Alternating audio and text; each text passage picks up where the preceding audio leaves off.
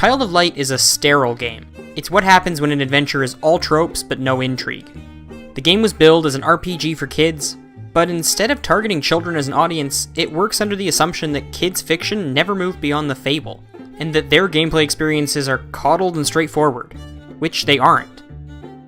The story starts off with your untimely end. Protagonist Aurora's death in her father's Austrian castle whisks her away to the fantasy world of Lemuria, where she quickly earns the power of flight, makes new friends, and tries to find her way back home. And with the exception of a small plot twist in the middle, that's about as interesting as things get. Find a way home, hopefully save the land, and battle evil. I'd equate it to a version of Chrono Trigger where Crono wakes up and goes to the fair, but instead of finding himself wrapped up in a time-traveling adventure, he just has some blue thing show up and tell him what he should do next. The narrative never really develops a sense of purpose.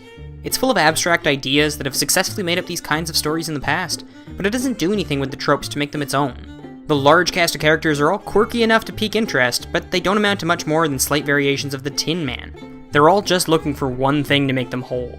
Even the Blue Fairy sidekick feels like a forced attempt to homage Navi from Ocarina of Time, rather than a character with legitimate motivation.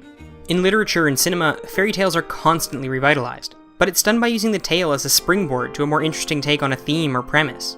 Child of Light leaves the framework mostly unaltered, and it ends up feeling like the skeleton of a much bigger and more interesting story. It's a shame that the plot feels so focused on keeping up appearances, because the actual production work is so impressive. Everything that you see and hear in Child of Light is gorgeous. There are lots of small-scale games with extraordinary visual design, but Child of Light still manages to stand out. The watercolor look and attention to depth go a long way, but even the character art has a real sense of confidence. The soundtrack, composed by Montreal singer-songwriter Cœur de Pirate, is exceptional. Standing completely on its own, the soundtrack is worthwhile. The game presents itself as a 2D side-scroller. What's interesting is that by letting Aurora fly in all directions, navigation actually ends up feeling much more like a top-down RPG in the vein of an early Final Fantasy. This doesn't drastically change things, but it's a neat way to improve visual design while keeping a bird's-eye perspective. Areas are filled with treasure to find, but with only two different things that can potentially be inside of a chest, either potions or crafting jewels, they become wildly unsatisfying to find really quick.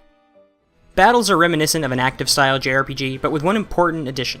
Using Igniculus, your fairy sidekick, also known as on-screen cursor, you can impact the flow of combat. By hovering your blue fairy cursor over yourself or an enemy, you can either heal Aurora and company or slow down the adversary. It's not a very robust concept, but it adds an extra layer to a pretty simple system. There's an enormous amount of talent on display in Child of Light. The production work is incredibly strong, but there's really little in the story or gameplay to back it up. The game's vision is that it will create a nostalgic experience for adults and a traditional experience for kids, but the result is a game that's just generic and can't live up to the ideas it's trying to replicate. Even after finishing it, I'm still wowed by how it presents itself, but the game is far, far from as rich as its aesthetic.